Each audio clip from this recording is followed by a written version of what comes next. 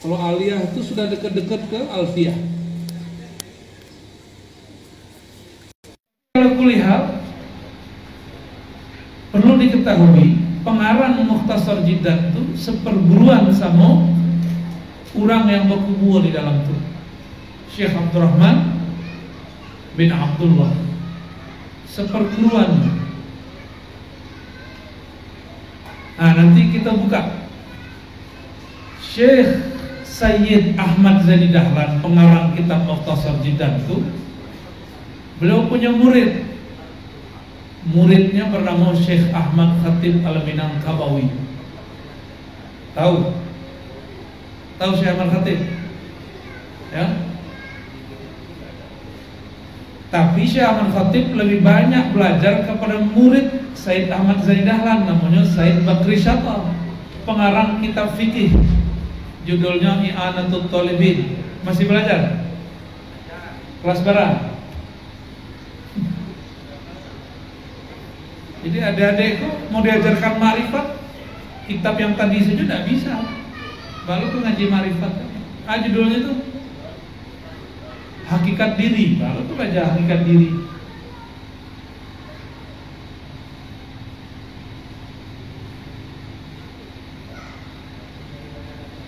Jadi Sayyid Ahmad Zaini Dahlan seperguruan yo Syekh Abdurrahman Batu Pampasiko. Syekh Ahmad Zaini Dahlan itu siapa orangnya? Salah satu mufti di Mekah, guru dari Syekh Ahmad Khatib Minangkabau. Syekh Ahmad Khatib Minangkabau Al-Minangkabawi, orang agam. Beliau punya murid, muridnya itulah kemudian berdiri Tarbiyah Islamiyah Canduang. Saya tahu Canduang. Jadi kalian itu bersaudara dengan mereka.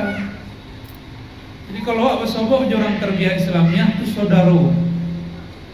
Kemudian beliau pun punya murid yang lain selain Syekh Sulaiman Rasuli, ada namanya Syekh Ibrahim Parabe. Jadi Al-Manam Tarbiyah Islamiyah Parabe itu bersaudara. Ya, Sumatera Tawalib namanya. Cuma karena tidak mengerti sanad silsilah pengajian, kadang-kadang awak saling merendahkan satu sama lain, ya? Tidak menghargai satu sama lain. Selain mengajarkan kitab kunyah, Syekh Abdurrahman bin Abdullah An-Naqsyabandi, beliau juga mengajarkan tarekat Naqsyabandi dan dulu bersuluk. Sampai suluknya di mana gini ya? Ledo nak, ledo, surau-surau ya. Di mana sejarah adu kato Siak. Dulu orang Siak mambik kaji Quran jo tarekat Naqsyabandi dan mazhab Syafi'i ke negeri kita. Batu Ampah. Orang Siak datang. Orang Siak di mana Siak tuh? Di mana Siak? Di Saudi, di Riau. Maka benamulah santri itu orang Siak. Orang surau itu disebut dengan orang. Jadi orang Siak itu dulu pintar baca kitab, gagah baca Quran, dan hatinya bening. Sebabnya belajar tasawuf. Di mana Syekh Abdurrahman bersuluk? Ini bersuluk kepada ulama-ulama di lokal dulu, kemudian pindah ke Mekah, pun mengulang suluknya di Mekah. Tapi beliau lebih fokus dalam bab ilmu-ilmu pengetahuan. Maka beliau belajar juga satu ilmu namanya ilmu qiraat. Ilmu apa namanya? Qiraat. Qiraat itu minimal ada 7, dan kami membaca dan menyalin silsilah yang dulu diijazahkan oleh guru kami. Guru kami itu mengambil ilmu qiraatnya kepada Syekh Abdul Malik di surau bawah, kota tengah namanya. Enggak. Dare. Ya, surau Dare. Kami masih sempat bertemu keturunan beliau, ya. Syekh Abdul Malik itu 5 tahun lebih kurang di Mekah. Lebih kurang kalau kisah dari yang kami dengar dari guru kami. Disurati oleh ibu beliau pulanglah nak, maka beliau pulang. Sampai di Siko disuruh menuku kaji, menambah kaji, menyempurnakan qiraat kepada anak dari Syekh Abdul Rahman. Siapa nama anak beliau? Syekh Muhammad Arsyad. Muhammad Arsyad itu banyak yang ulama, ada Arsyad Al-Banjari, ada Al-Bugisi, ada lo Arsyad tempat-tempat yang lain, ada Arsyad At-Tawil. Akhirnya selesailah beliau ijazahannya, dapat 2 ijazah, ijazah dari Mekah dan ijazah dari Syekh Muhammad Arsyad yang juga pernah di Mekah. Suatu kali berkisah almarhum tu ayah Abuya Sya'rani. Kami beberapa tahun yang lalu sempat berkunjung ke beliau di rumah itu. Apa kata beliau? Sama lo kisahnya dengan yang dikisahkan oleh guru kami di Kotonan Empeng. Apa kata beliau berdua? Dulu Syekh Abdul Malik itu diperintahkan oleh Buya Syekh Muhammad Arsyad, tu ayah di zaman itu, untuk memimpin sholat subuh atau sholat tarawih, wallahu a'lam. Lalu beliau membaca Quran dengan qiraat yang aneh. Bacanya Buya mazmum wadduha. Anda tak bisa baca Quran itu. Wallaili idza sajid. Payah itu bukan AE tapi imalah. Kalau nak biasa bacanya kita baca E. Padahal A yang ada dicondongkan kepada ya. Sudah sembahyang, para khalifah beliau berang-berang. Rancak lo anak SD, rancak lo anak sekolah rakyat baca Quran daripada kurang dari 5 tahun di Mekah. Itu kecek Tuan Khalifah. Dikadukanlah masalah itu kepada Syekh Muhammad Arsyad. Apa kata Syekh Muhammad Arsyad? Kalian tahu tak yang dibacanya itu qiraat apa? Bingunglah para khalifah, para buya-buya itu. Kemudian dijelaskan oleh beliau ada macam-macam qiraat dalam membaca Al-Quran. Semenjak saat itu Syekh Abdul Malik tidak pernah disalah-salahkan. Bahkan nyebut surau-suraunya pun rapi. Kalau ada orang membaca Quran, di situ sudah baca Quran. Bacaannya bersih, mirip seperti ulama-ulama dulu di Hijaz. Irama-iramanya pun dari situ. Makanya buya-buya kita dulu kalau membaca Quran, iramanya tidak dibuat-buat tapi lama. Enak didengar. Seakan-akan awak dibawa ke alam padang pasir. So guru orang dari Hijaz. Ya. Ada kan nama irama Hijaz dia. Nah, irama Hijaz itu kan luar biasa. Bapak Ibu, adinda para santri yang dimuliakan Allah. Kalau boleh kami berkalam, Al-Manar itu salah satu pesantren tertua, bahkan lebih tua dari pesantren manapun di Sumatera Barat. Ya. Mungkin di luar ada tapi sudah runtuh. Yang masih bertahan lebih dari 1 abad ikulah.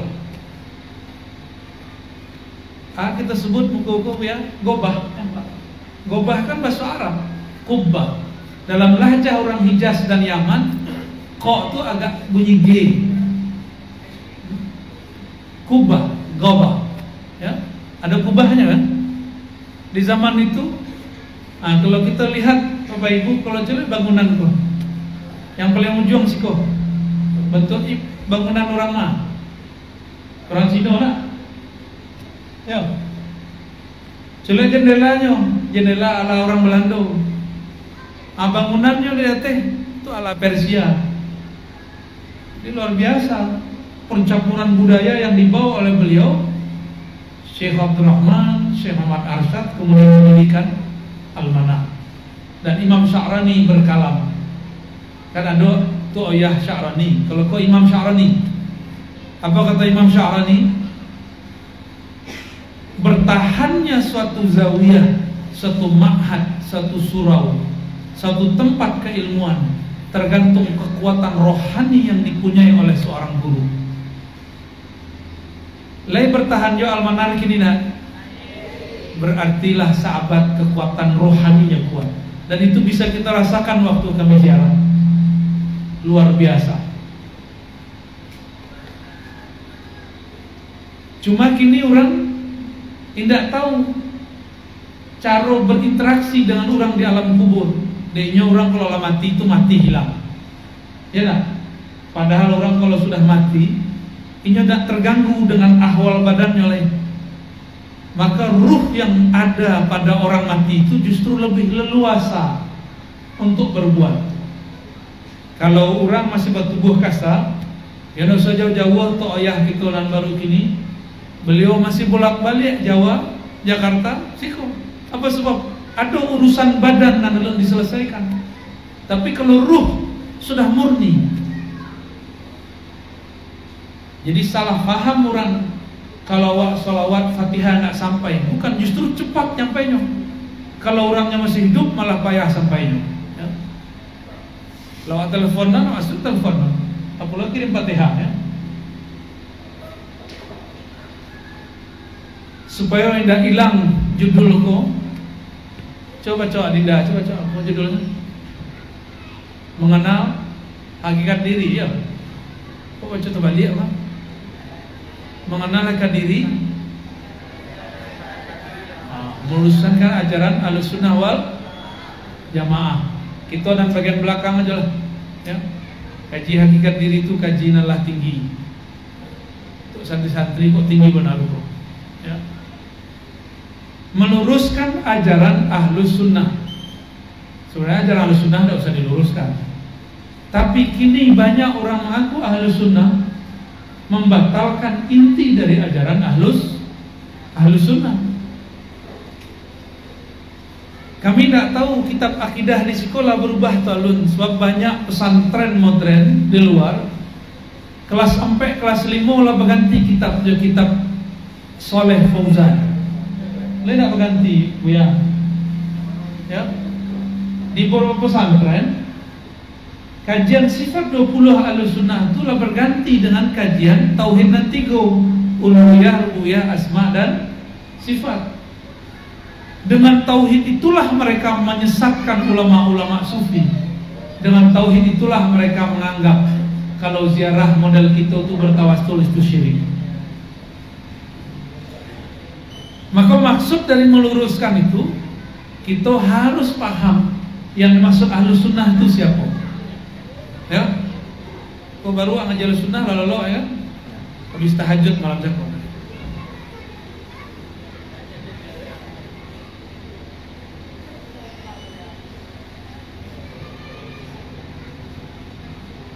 Jadi dulu orang mengaji sifat 20 risiko sumbernya. Yang kita dendangkan setiap hari. Allah wujud, idam, baqa. Coba dia supaya tidak ngantuk. Coba. Allah Muha. Terus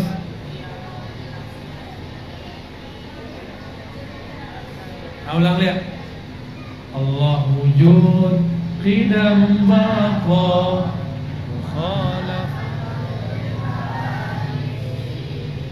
qiyamuhu binafsihi, wahdaniyah, qudrah, iradah. Terus ilmun. Terus yalah banyak orang yang kudus kodang ya. Ya, lah balik ke Cina. Tentu nak taliah. Dulu orang mendendangkan itu risiko, bergema sampai ke semua surau-surau dan madrasah-madrasah di daerah Kabupaten 50 kota, bahkan sampai ke Siak, sampai ke Malaysia. Orang dulu menyantri di Siko, ambil kaji guru di Siko. Maka mau berharap nanti kitab Aqidatul Awam yang sudah disyarah oleh Syekh Nawawi Al-Bantani itu pun kawan daripada Syekh Abdurrahman Batu Ampang. Kalau bisa diajarkan kembali di situ. Paham ya? Lain sepakat. Yang kelemak dia angku semua merubah-rubah kitab. Tidak merubah, mengembalikan. Kami payah mah pakai asesor segala macam. Nah, nggak usah lah berarti. Ambo berulang balik menyampaikan, pesantren itu dulu bukan bangunan. Dulu kalau orang mengaji, kabuya di mana mengaji? Tidak di lokal, di mana mengaji dulu? Di surau. Lihat dojo kita bersurau dah. Lihat dojo ngaji kitab di surau. Kitab ngaji di surau. Sebutkan apa aja? Fikihnya apa? Nggak tahu judulnya. Kami lah ada isinya jauh ya. Halaman depannya ada P loh. Apa lagi? Masih ngaji? Jam berapa ngaji di masjid? Di jam sekolah atau di luar jam sekolah? Di jam sekolah? Di luar. Lain tak lolok? Lain lolok? Lain bolos? Tahu nggak kalian? Kami dulu sekolah di Man. Ambo sekolah di Man Kota Nonopek, tahu? Setiap orang ngaji kitab di surau Tanjung Godang, ada namanya surau Tanjung. Kami bolos untuk ngaji kitab. Nggak tahu kalau santri kini bolos supaya nak ngaji kitab. Yo, belain bang. Jadi ambo tidak pernah ngaji di pesantren manapun, tidak pernah sekolah di madrasah tarbiyah Al-Manar ataupun Parabe. Ngaji kami dulu di surau. Apa kitab yang kami ngaji di surau dulu? Kitab I'anatul Talibin, kitab Al-Hikam. Kitab itu yang dikaji dulu di surau. Tapi tidak pernah nyantri. Baru nyantri itu waktu kuliah. Pulang kuliah masuk pesantren. Nggak lama pesantren 4 tahun. Kemudian langsung disuruh ngabdi sampai kemudian 15 tahun. Jadi beruntunglah orang sebenarnya yang sudah nyantri. Nah, adik-adikku beruntung. Kami untuk mencari kitab harus bolos dulu dari sekolah. Kini kitab-kitab itulah ada adinda kok. Ya? Pede nak baca kitab, pede baca kitab nak, percaya diri. Yang dibaca oleh orang di Mesir sama dibaca siko. Kan bahasa Arabnya sama. Karena percaya tanya ke Buya Habib tuh. Sama bahasa Arab kitab di siko jadi Mesir Buya. Tanya lah kayaknya sama. Tak jauh beda. Cuma mungkin cara baca rohnya lain. Bismillahirrahmanirrahim. Assalamualaikum warahmatullahi wabarakatuh. Kalau orang di Mesir lain loh. Tanyalah ke Buya Habibnya lebih paham loh. Jadi kini Ahlus Sunnah itulah digantinya di orang. Indah belajar sifat 20 lain. Yang dipelajari kini kok ciri-ciri Ahlus Sunnahnya lah menyimpang. Dibaginya tauhid jadi 3. Uluhiyah, rububiyah, asma dan sifat. Kalau itulah masuk ke pesantren berarti akidahnya lah berubah. Itu saja. Oh, itu kan bagus Ustaz. Bagus dari mana? Kita buka akidah, tauhid uluhiyah, tauhid rububiyah. Apa kata si pengarang kitab? Namanya Saleh Fauzan. Tauhid rububiyah itu tauhid para sufi atau tauhid orang-orang yang berakidah Asy'ari. Bahkan itu tauhid para filosof dan orang-orang musyrik. Nah, disamunnya orang-orang bertarekat sufi, orang-orang berakidah sifat 20 disetarakannya sama orang musyrik. Kitab itu diajarkan gini dan sudah mulai masuk ke negeri kita. Ya. Di majelis-majelis pengajian sudah mulai itu diajarkan. Kece kawan, itulah akidah salafus soleh. Padahal dalam Al-Quran dan Sunnah tidak ada pembagian tauhid menjadi 3. Orang itu membatalkan sifat 20. Apa kacanya? Di zaman Nabi ada sifat 20. Baca rojaweknya. Di Quran dan Sunnah dan zaman Nabi tidak ada pembagian tauhid menjadi 3. Itu dari mana aku bagi 3? Oh, dari Quran. Coba sebutkan satu ayat yang mengatakan tauhid terbagi 3. Ada enggak? Sama. Di Quran tidak ada pun kalam menyebutkan sifat Allah 20. Tidak ada. Berarti kalam itu dari mana munculnya? Kesimpulan dari para ulama.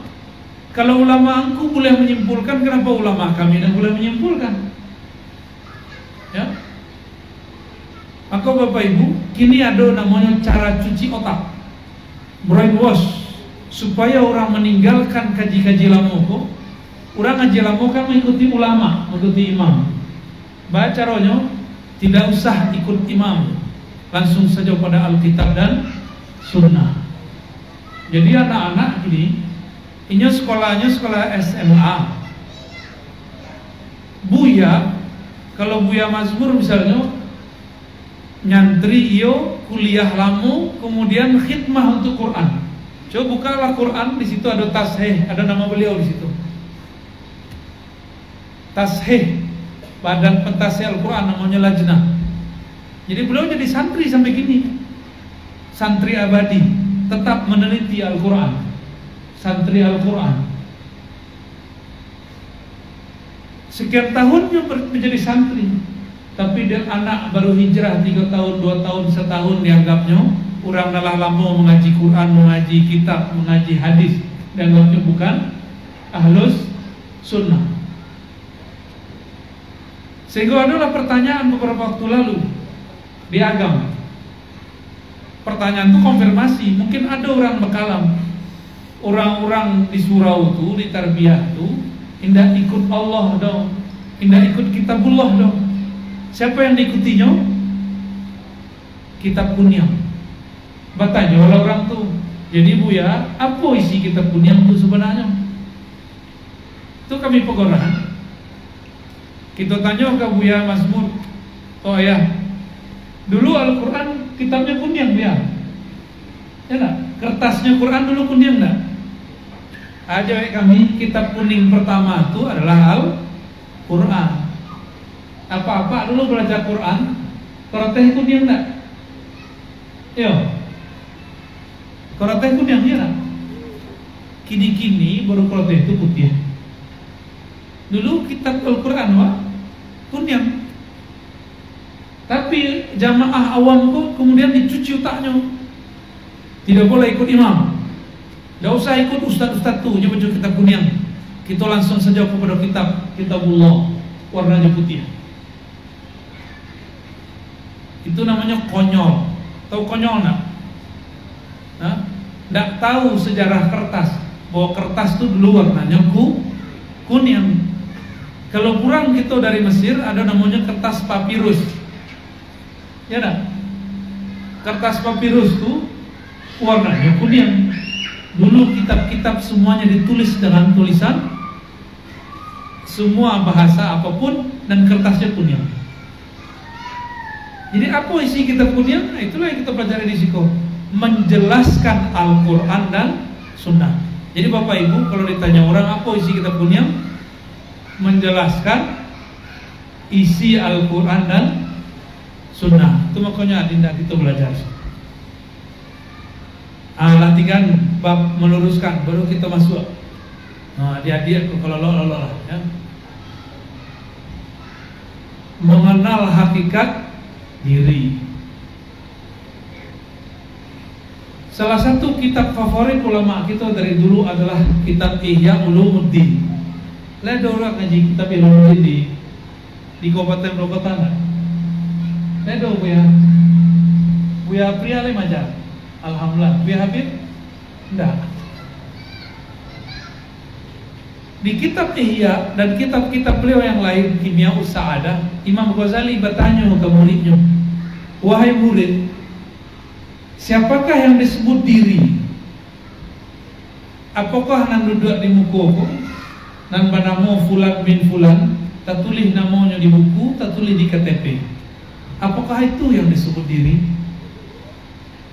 Itu pertanyaan beliau kepada murid-muridnya. Ar-Razi Hashim, itukah yang disebut diri? Yang tubuh kasar?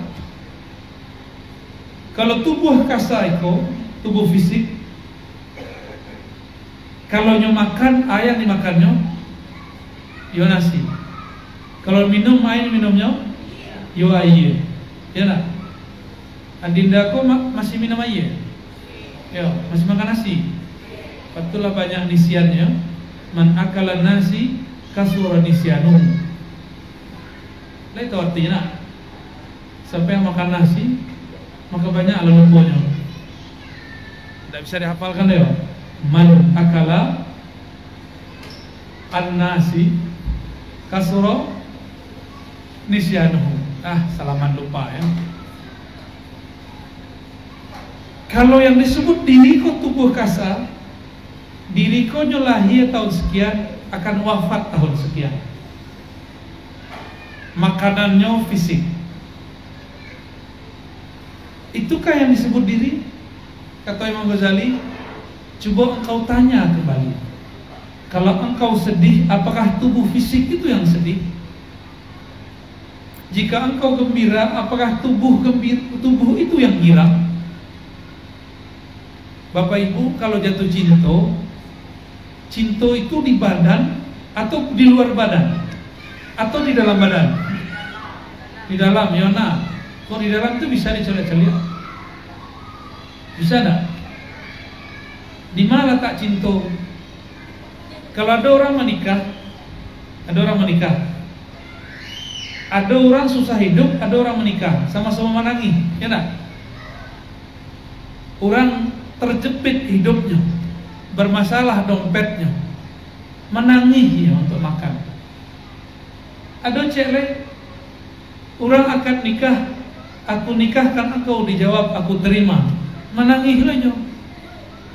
Jadi menangis itu tanda apa? Tanda sedih atau tanda bahagia? Kalau 3 kelas nangis enggak? Tuh tanda apa nangis tuh? Sedih. Kalau putus cintrong nangis enggak? Yo, betul atau udah cinta ya? Saya tahu jo cinta nak. Kalau kita sedih menangis, bahagia menangis, berarti air menetes itu bukan pertanda bahwa seseorang itu sedih dan bahagia. Sebab tubuh itu sangat terbatas ekspresinya. Maka untuk mengenal diri harus berpindah dari tubuh nan kasako kepada tubuh nan lain. Di dalam hadis yang sahih kita mendapatkan kalam, inna ahadakum yujma' khalquhu fi batni ummihi arba'ina yawman. Kamu itu dimulai penciptaannya di dalam perut ibunya 40 hari. Lalu menjadi nutfah lah 40 hari itu, menjadi darah lah, lalu menjadi daging. Selesai itu yukman ya, ada diperintahkan malaikat ya, diperintahkan malaikat untuk meniupkan ruh di situ. Berarti sudah ada ruh sebelum tubuh, benar nggak? Sudah ada ruh sebelum tubuh. Dengan ruh itulah faja'alnahu sami'an basira ya. Berkata Allah dalam surah Al-Insan, hal ata 'alal insani hinum minad dahri lam yakun syai'an mazkura. Orang kita kan punya tradisi membaca surah sajadah setiap Jumat, ya nak? Tapi kurang sunnahnya cik. Surah sajadah dibaca 2 rakaat, padahal surah sajadah itu dibaca di rakaat pertama, rakaat kedua Al-Insan. Begitu kalau ikut sunnah. Kalau di masjid kita rakaat pertama sajadah, rakaat kedua penghabisan. Ya. Kalau enggak orang bego menggigit kakinya. Enggak bagaimana. Coba praktekkan. Rakaat pertama sajadah, tapi bacanya jangan bentuk orang tilawah musabaqatul Quran. Ya. Kalau pakai musabaqah itu lama bacanya. Pakai Mbak Yati, Mbak Nawa, Mbak Yati, Mbak Nawa, Uni Nahawan, Udah Hijaz. Yo, lama baca Qurannya. Pakai tartil, warattilil Qur'ana tartila. Pasti sebentar. Di ayat pertama surah Al-Insan yang mestinya dibaca setiap subuh rakaat kedua hari Jumat, hal ata alal insan minad dahri lam yakun syai'an madhkura. Apakah telah datang kepada manusia kabar? Kabar apa? Satu hin, satu maso minad dahri, daripada satu dahar.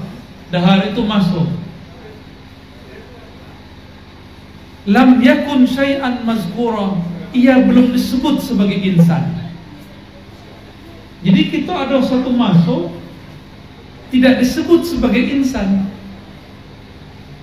Sebutan waktu itu sebutannya ruh, ya. Jadi adik-adikku, coba perhatiin, adik-adikku sebelum ada risiko di bumi sudah ada dulu di alam lain. Kalian penasaran nggak dengan makhluk alien? Tahu alien? Apa arti alien? Alien itu makhluk asing. Makhluk asing itu bukan jin, bukan makhluk-makhluk bertopeng-topeng seperti di film Star Wars. Ya, makhluk asing itu adalah kita. Dari mana kita tahu kalam itu? Dari kalam Sayyidina Nabi Sallallahu Alaihi Wasallam.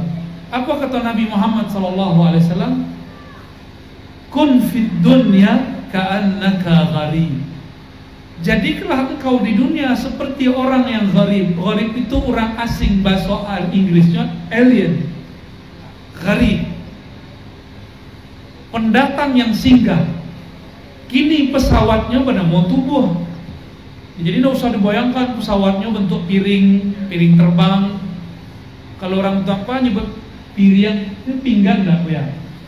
Ya pinggan. Kalau semua orang betul nampak. Pinggan ya. Kalau yang ketek apa namanya? Kuah. Pinggan. Apa namanya? Cipir. Lo tambah kosakata wajib.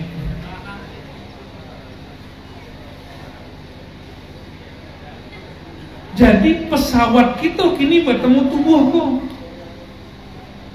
Anggaplah itu kendaraan. Jadi tubuh awakku kendaraan. Kendaraan itu yang dirawat. Tapi hidup itu bukan untuk kendaraan itu.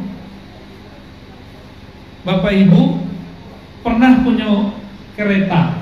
Tidak kereta bahasa Malaysia, kereta bahasa Sarawak. Arti kereta Sarawak? Sepeda itu bahasa anaknya Pak Mazmur tuh. Ya. Kalau beliau tuh ayah kok punya anak nyebutnya sepeda. Kalau awak nyebutnya apa? Kereta. Sepeda ya. Boleh berubah nak? Kereta angin. Boleh itu. Naik kereta. Kalau kereta rusak diperbaiki ya nak. Kalau tubuhku ya jadi kereta kau rusak, kita antan nyoka bengke badan mau rumah sakit. Tapi kalaulah patah badan di kereta tu, tidak bisa dipakai lagi dirocak jo, lagi dirocak aja nak, tidak lagi ganti sepeda. Paham tak analognya? Kiasnya paham tak? Allah itu agih badan sekali saja. Kalaulah rusaknya serusak-rusaknya, tubuh tu mati. Kalaulah matinya, orang nan merocak tubuhku, nyo akan melanjutkan perjalanan kepada masa dan lain, alam dan lain. Maka ada namanya kuburan oto, ya. Jadi kalau adik-adik itu pergi ke rumah itu ayah di Parung, sebelum ke Parung tu suak kita ada beberapa bengke disebut kubu oto. Saya tahu kubu oto, kerangka oto aja di situ. Jadi oto itu sama aja badanku. Kalau lah rusak di dalamnya, walaupun luarnya masih bagus, jantungnya lah rusak, mesin konya lah rusak, makanya ditinggal. Apa maksud kalam kami? Tubuh itu kok kendaraannya ruh. Ini sedang mengendarai tubuh kok ini. Jangan tabaliak. Jangan sampai tubuh itu yang mengendarai ruh. Tubuh tuh makanannya apa cako? Nasi. Apa lagi? Air. Le ada tubuh makan piti? Tapi jo piti tubuh bisa makan. Ya enggak? Maka hidup kita bukan untuk tubuh, hidup kita untuk ruh. Karena ruh itu lah yang membuat kini adik-adik aku bisa mendengar. Ya, faja'alnahu sami'an basira. Setelah ditiupkan ruh ke dalam badan, janin di dalam tubuh tu tadi itu baru bentuk boneka lah. Ketika ditiupkan roh, barunya bisa mendengar, barunya bisa melihat. Jadi yang mendengar gini itu talingo atau sama? Tahu sama? Apa arti sama? Sifat makna yang ada di dalam diri. Tugasnya mendengar. Le bisa telinga mencolia? Le bisa mata menengah?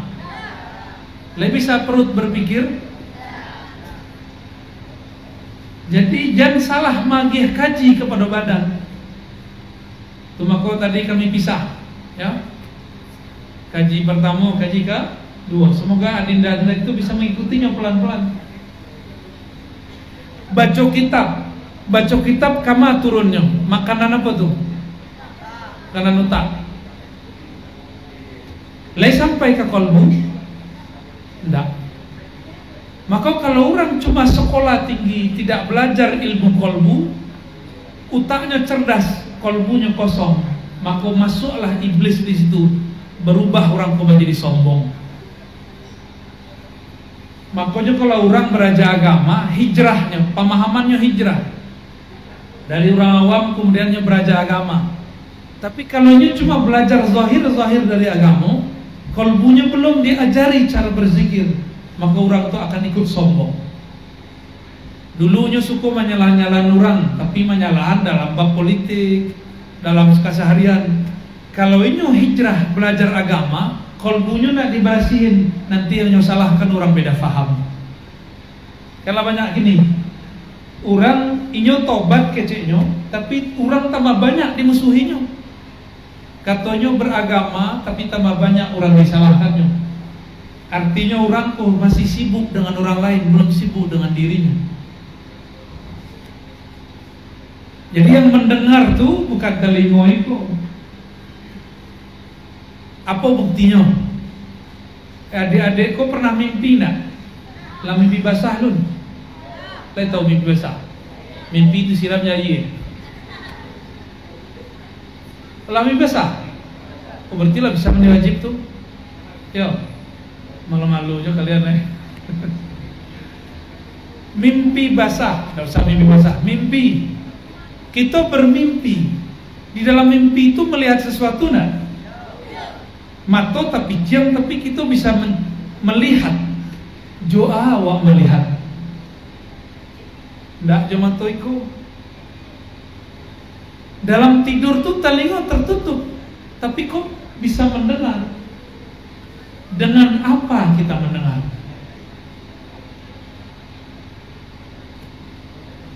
Pernah dikejar-kejar anjing dalam mimpi? Kalau anjing bahasa orang tanpa kacik. Buruk na bahasa orang goci. Lebih olok lah deh. Kalau babi apa? Kondi. Astagfirullah. Ya mana buruk lah istilah nak kondi. Pernah tak mimpi dikejar-kejar oleh binatang? Pernah. Takut nak? Takut. Rasa takut tuh di mana? Di badan atau di perasaan? Nah, perasaan tuh sumbernya, itulah ruh. Karena sebenarnya kita tuh lebih banyak urusan ruhnya daripada badan. Sekali saja kita kemudian fokus kepada otak, fokus kepada badan, ruh tersiksa. Maka tolah Nabi, ad-dunya sijnul mu'min. Dunia itu, tubuh kita kok, pikiran kita kok menjadi penjara bagi seorang ruh, orang beriman. Jadi ruh itu terpenjara. Yang memenjarakannya bacaan, pandangan, Masih ingat nggak Ashabul Kahfi? Masih ingat? Berapa tahunnya lolo? 309 tahun. Lai makannya nak? Lai minumnya? Mati atau hidup? Berarti untuk hidup itu kalau Allah izin nggak perlu makan, nggak perlu. Lai percaya nak? Tapi nanti belakang mama nggak percaya. Ustaz kena otak. Malah ada orang hidup tanpa makan. Ya. Kalau kurang percaya, coba rasul-rasul. Awak kalau ndak puaso jam 7 lah lita, ya nak? Tapi kalau awak puaso jam 12 siang, lapar nak? Hah? Adik-adik kalau berdebatnya, ikhtalafa ulama batuampar. Berselisih pendapat ulama almanar. Kalau jam 12 orang puaso lita atau ndak? Ada yang mengecek iyo, ada mengecek tidak. Ya, sedang demo untuk Pak Ustaz. Kami jangan boleh aja di pas-pas aja puasa. Tapi coba tanya kebanyakan orang yang berpuasa. Ketika berpuasa jam 12 siang lapar nak? Enggak. Lemas iyo, lapar tidak? Yo.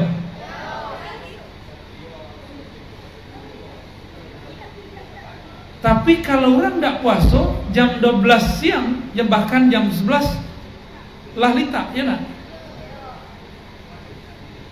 Mana yang lebih kuat? Mana yang lebih kuat, orang yang berpuasa atau orang yang makan? Itulah kunci keberhasilan Ahlul Badar. Ahlul Badar itu belum makan, tapi berperang dengan kaum Quraisy. Ya nak? Berapa jumlah Ahlul Badar? 313. Jumlah orang-orang kafir lebih dari 1000. Kalau kita anggapnya 1000, berarti 1 lawan 3 orang. 1 kok tidak makan, bertiga kok makan, kalah. Jadi bapak ibu, tidak usah khawatir santri-santri kita di asrama. Ini masih makan 3 kali sehari. Tapi kalau ingin santri kok kuat lahir batin, ajarkan puasa Senin Kamis.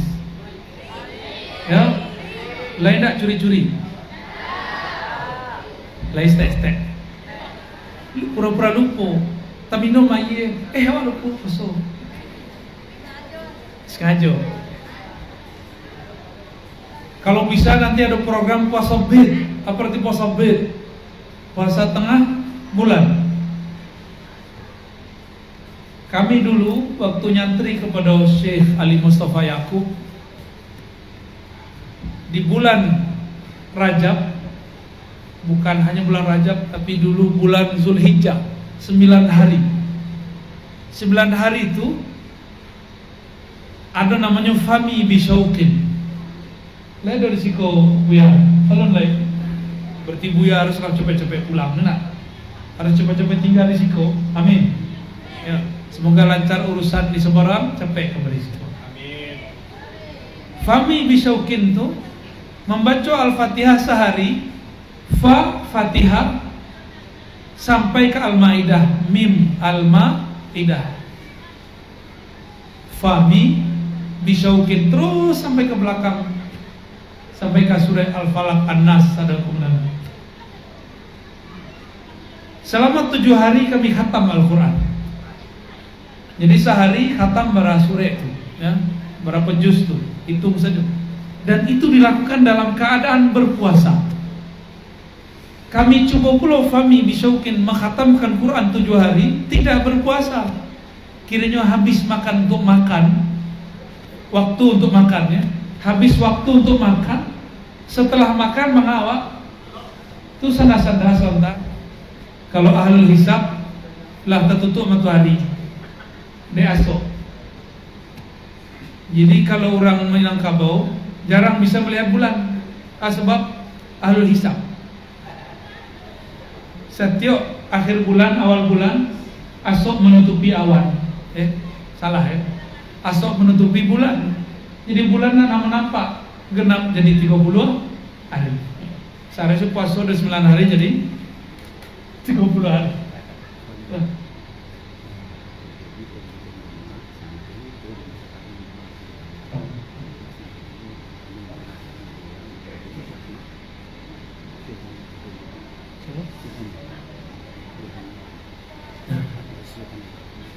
Sampai jam berapa?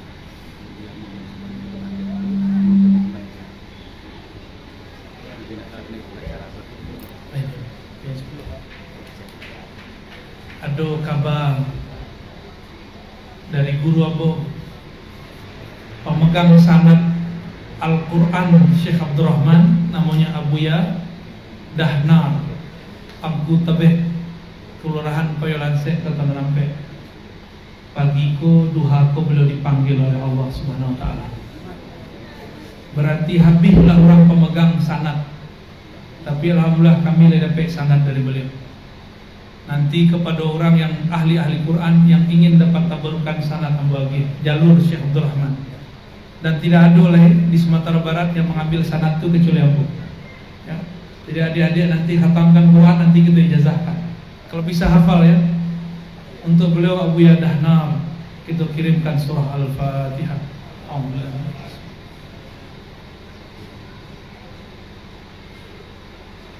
Syiratul ladzina an'amta alaihim. Amin.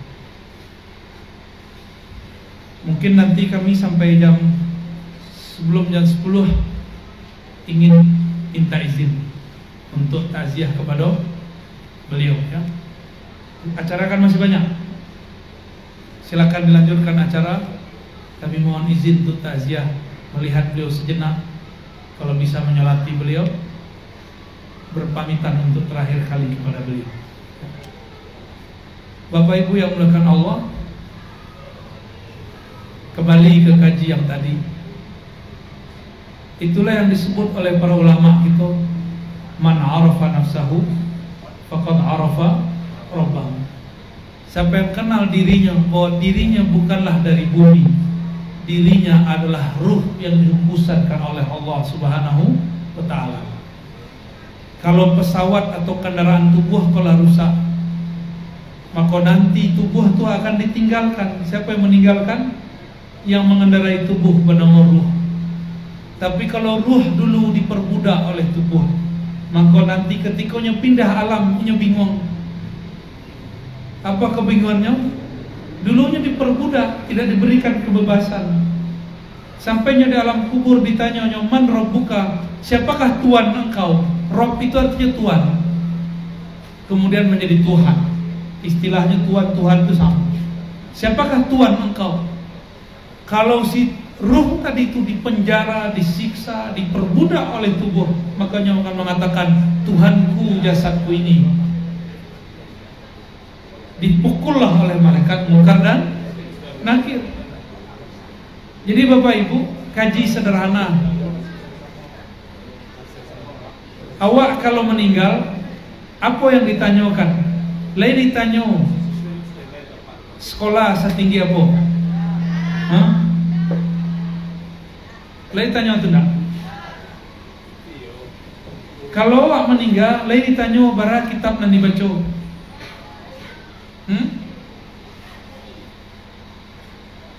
Ada enggak dalam kubur ditanya itu? Para mursyid, para muridin, salikin. Orang kalau meninggal ditanya enggak tarekatnya? Enggak. Orang yang hafal Quran, kalau meninggal ditanya enggak hafalannya? Enggak. Apa yang ditanya? Man rabbuka, siapakah Tuhan engkau? Engkau dulu mengabdikan dirimu untuk siapa? Itu pertanyaannya. Kalau awak mengabdikan diri untuk jasad itu, untuk mencari makan saja, makan sasuuk sehari, berangkat pagi pulang sore, habislah waktu 8 jam mencari piti. 8 jam mencari piti, diajak mengenal Allah, keceknya kami sibuk ya. Ada kejadian kami mengaji hikam je Buya Nu'man Bashir. Tahu Buya Nu'man Bashir? Orang keturunan Gedang. Pindah majelis kami dari satu surau ke surau lain. Yang ikut pindah cuma beberapa orang yang tua-tua, yang lah seumur aja beliau Buya Nu'man Bashir. Padahal beliau beda 5 tahun. Beliau berumur waktu itu 482. Jamaahnya 70-an. 70 itu tua atau muda? 70. Kecuali Angku mudo, kalau angku mudo tuh namanya angku mudo. Ada angku mudo, angku mudo khalis. Nanti umurnya 70, 80 orang manggilnya angku mudo yo. Ya ada angku mudo sawir di Taram, nyolah sepuh, tapi dipanggil tetap angku mudo. Jamaah saat itu diajak Dek Buya Noman, ayo kita belajar zikir. Tapi Buya majak zikir ke anak muda. Dulu muridnya, kini nyo ingin membek kaji ke anak tu. Kece Buya, oh jamaah, kita belajar zikir lah ke anak muda. Kece jamaah, nanti je lah Buya. Baru tu, nanti je lah kalau lah tua. Dan mengecek umur orang umur 70 tahun. Kiranya orang umur 70 tahun tak merasa tua. Diajaknya belajar zikir kecenya. Nantilah Buya kalau lah tua. Kiranya orang kau dari umur 20 tahun diajak belajar zikir, apa jawabannya? Nantilah kalau tua Buya. Kini umur lah 70 tahun, 50 tahun setelahnya berkalam itu diajak belajar zikir, apa katanya? Nanti saja lah tua Buya. Jadi ruh itu, ruh itu sebenarnya tidak pernah tua. Yang tua itu cuma bab jasad. Amar itu kalau orang mengundur-undur belajar zikir, ya. Adinda mungkin tidak dapat masuk tuleh. Dulu orang selesai ngaji kelas 6 atau kelas 7 bersuluk 10 sampai 40 hari. Dulu mereka itu Buya semua. Masih enggak? Kini kelas 7, kelas 6 orang suluk. Enggak ada oleh. Yang ada kini cuma di Kampar, di Bangkinang.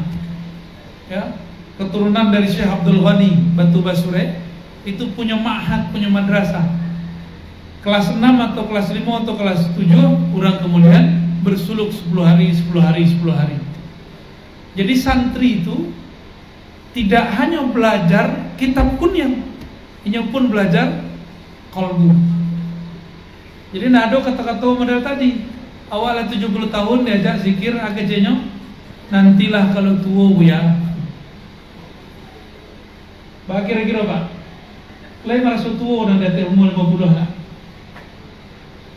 Tua badan, tapi ruh kan tak boleh tua.